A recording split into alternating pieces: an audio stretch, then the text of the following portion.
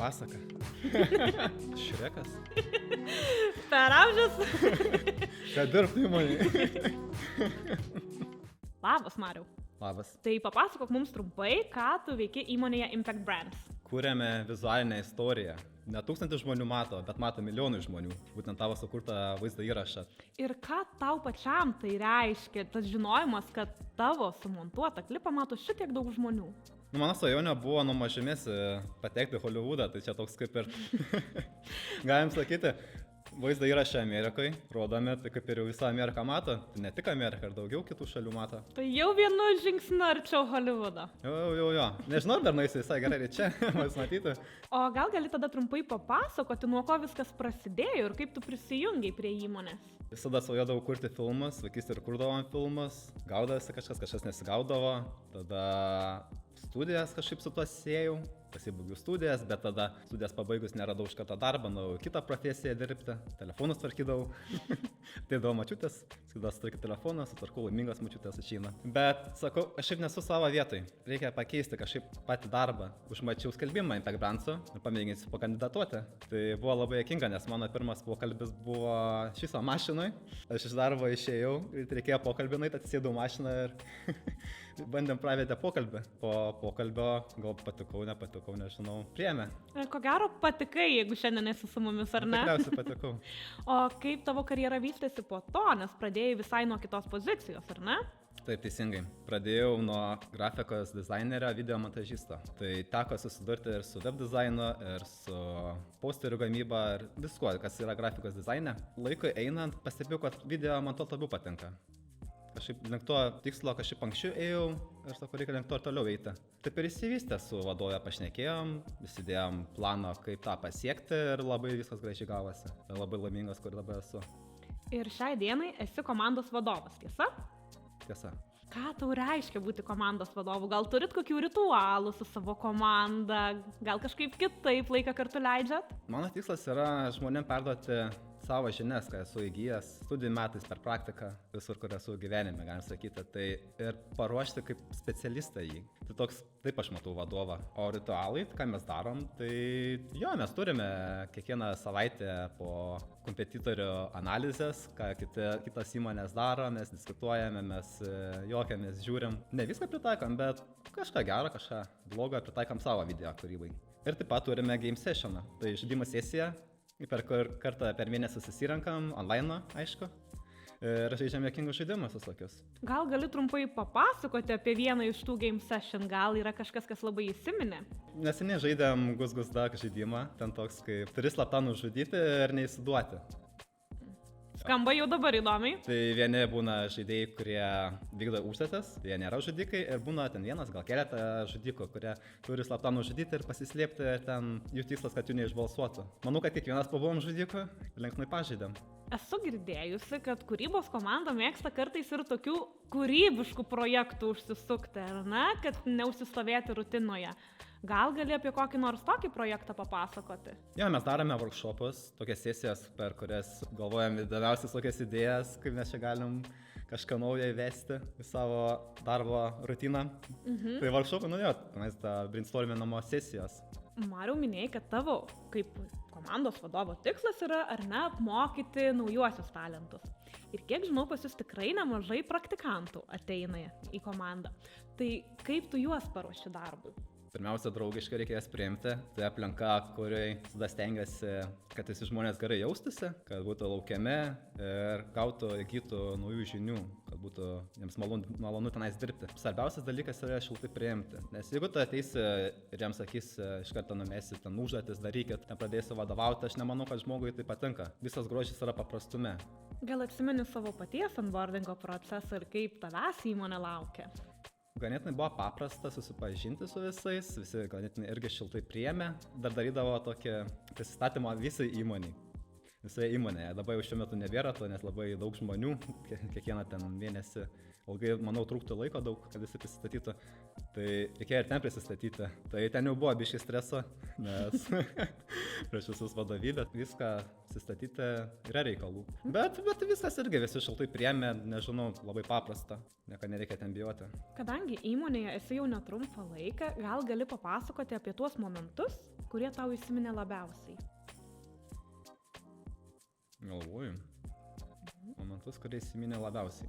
Kiek žinau, praėjusiais metais keliavote į darbostogas Turkijoje, ar ne? Ai, tiksliai, jo. Kaip ten laiką praleidote? Kaip ten laiką praleidom? Jo, linksmai.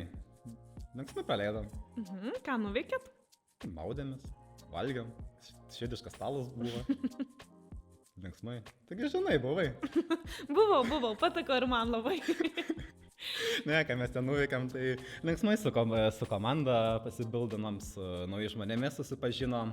Jūs ir komandai turite team buildingus, ar ne? Vis susitinkate? Tikrai taip. Ką smagaus esat nuveikę su komanda? Tai taip pat kaip per Workation. Maudėtės ir valgėt? Maudėmės ir valgiam. Tiksliau. Supratau, kad bent jau kūrybos komanda tikrai visada soti. Nu jo. Soti ir išsimaudžiusi švari. Ir kaip panašiai, ką mes bildinomės su komanda, bendraujam visi, susipažįstam irgi. Kažkokių naujų veiklų kartu visi nuveikėm. Buvom neseniai Lazertagose, tai irgi vėl šaudėmės kaip per gusdakus. Pavojinga jūsų komanda, matau. Ne, nepavojinga, nekiek. Niekas man tiesiog leidžiam laiką. Esu girdėjusi, kad kūrybos komanda turi tikrai išskirtinius komandinius pietus, kur turite ir įvairias temas, ir žaidžiat įvairius žaidimus, bei turit kitų veiklų. Prašau, papasakok mums apie kokias labiausiai įsiminusias galbūt arba išskirtiniausias akimirkas iš komandinių pietų. Toks gal cringe dalykas būdavo, kai susirinka daugiau žmonių, labai naujų. Ten jau gal 30 mūsų visam kūrybos skyriui. Ir susakėm pietus, ir kai daug žmonių yra, ganėtinai sunku bendrauti, nes nežinom, kas atsakingas, kas ten ką turi užklausyti, dar kažką, jeigu nesam kažką nusimatę, ką mes turim nuveikti, tai biškai sunku. Pirmas tokias, kai daugiau žmonių buvo, tas pietus, visi dažnai tylėdavom, ten kokį 10 minučių sėdėm, visi tylim, valgom. Ten kas nors vieną kokį klausimą užduoda, ten pasiekiam trumpam. Toks cringe dalykas, bet dėkingas. Tai toks įsimintinas dalykas gal buvo. Kuo tave labiausiai žavi tavo darbas? Tai kad galiu kūrybiškai įsireikšti. Ta, ką matau, aš vieną savo galvoj galiu perduoti kitiems, kad tai gali pamatyti vizualiai. Jeigu tavo darbo diena būtų filmas, koks būtent filmas jį būtų? O, toks geras klausimas. Aš manau, gal Šrekas. Kodėl toks pasirinkimas? Nu tai animacinė komedija. Ar kuria daug animacijos? Animacijos? Ja, bandom taikyti animaciją, daug kas nusibrėžia tikslą animaciją siekti ir mes testuo einame. Tai prisijungus prie jūsų komandos, ko aš galėčiau išmokti? Daugiau juoktis. Geras bruožas. Gal neišmokti, gal pasisemti daugiau viską, nes ganėtinai ateina žmonės, kurie jau turi tikslą, ties kuo eis ir daugiau pasirinkti tokių žinių save. Manau, tu visų tokių kūrybinių sprendimų išmokti, kaip atlikti ten kūrybinių, profesinių, kaip atlikti montažą, dar kažką. O kalbant apie sėkmės istorijas, kaip manai tavo skyriuje, kieno ta istorija būtų sėkmingiausia, kokia ji būtų? Manau, visų žmonių yra sėkmingos istorijos, kurie dirba čia pas mus. Dauguma yra kaip ir profesionalai, kurie labai gerai atlieka darbą. O ko norėtum palinkėti savo komandai? Išliktų tokie, kokie yra. Ko visgi reikia tam video montažistui, kad jis būtų geras savo srities specialistas? Kūrybiškumo, aišku, čia reikia, nes tai kūrybinis darbas yra. Ir noro mokytis. Jeigu noro yra, bet žinių trūkumas, bet visada galima išmokti tą dalyką, tik tai reikia tam noro. Ir dar keli klausimai. Pavyzdžiui, mano vienas mėgstamų klausimų. Tai jeigu įmonė atlyginimą mokėtų ne pinigais, kuo norėtum, kad tau atsiskaitytų už darbą? Juokų, manau. Tai gal dar vieną anekdotą? Aš nepasirašiau dar vieną. Scenarijų nebuvo. Žadėjai daug juoko. Gerai. Kad čia nebūtų baisus anekdotas, reikia išrinkti. Nu, jeigu žaidžia tokius gana agresyvius žaidimus, tai reikia atsvaros. Gerai. Darbo metu užsiimant tuo, ko negalima, puikiai vystosi regėjimas, klausa ir budrumas. Ačiū, Mariau, ir dar turiu keletą klausimų.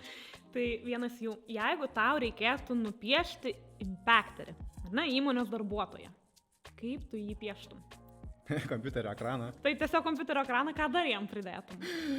Tai veidą kažkokie ten, nežinau, kai būna nuotraukėlė. Nu, žinot, kai būna skambučiai. Taip. Kai mes darom skambučiai, nes mes dirbam per kompiuterius nuotoliniu būdu. Uždėčiau, nežinau, kokie, galbūt matyčiau kompiuterio ekraną ir jo nuotraukėlę. O kokie yra nuotolinio darbo niuansai? Kuo jisai skiriasi nuo įprasto darbo? Oi, pasaka. Kuo tau pačiam patinka nuotolinis darbas? Tai kad turi laisvę, tu gali bet kada paimti susitarus, aišku, išvažiuoti į užsienį, keliauti ir tuo pačiu metu dirbti, ką tu negali daryti, eidamas į ofisą. Ar tau pačiam teko pasinaudoti va tokiomis nuotolinio darbo galimybėmis? Oi, tikrai taip, mes su draugė turime tradiciją kiekvienais metais kažkur išvažiuoti, pasidaryti workationą tokį. Pirmais metais skrydom į Ispaniją, ten visur keliavom 3 savaitės, labai faina, tuo pačiu metu dirbi. Šiemet buvome Madeiroje, irgi iš Madeiros po to skrydom į Maliorką, tai visur taip keliavom, labai linksma dirbti, tuo pačiu metu ir keliauti. O kokiais kitais įmonės siūlomais benefitais naudojasi? Tai flexi dienomis. Labai patogu, jeigu turi kažkokių nenumatytų reikalų dienoj, galima susitarti ir pasimti. Tai labai patinka produkcija, papildai, nuoširdžiai geriu. Jaučiu pirmi papildai, kurias geriu, nes dažniausiai nusipirki pamiršti, tai nebegeri, bet šitie ir skanus ir jas patinka gerti. Tai tuo naudojasi. O atsimeni, seniau įmonės, kai tik pradėjai dirbti, įmonė paskyrė biudžetą namų biurui įsirengti. Ar kažkaip pasitobulinai savo aplinką? O tikrai nusipirkau kėdę. Labai tokia ergonomiška, gera, patogia. O kokie yra kiti darbo iš namų niuansai? Kas buvo sunkiausia pradžioje galbūt, prisipratinant nuotolinį darbą? Sunkiausia gal susidaryti rutiną, nes be rutinos, aišku, viskas sugrius. Dar pradžiai tai sunku labai ir susikoncentruoti į darbą, kažkur nepabėgti, ten nepradėti plauti indų namuose. Tai jeigu sudari rutiną, žinai viską, kaip ką pasidarysi, tuo eini ir darai ir niekada nebėra sunku. O kaip jūs suvaldot visus projektus, kaip pasiskirstate užduotimis? Dažniausiai gauname užduotis. Susidėlioji pagal visas, kas yra privaloma, kaip pasakyti, tą prioritę, kas turi pirmiausia eiti ir paskirstai kolegams. Dar aišku, atsižvelgia daug niuansų, tokių pasižvelgia, ką žmogui patinka labiau daryti, ar žmogus ten nedaro tą patį darbą, ką prieš tai darė. Daug aspektų tokių yra.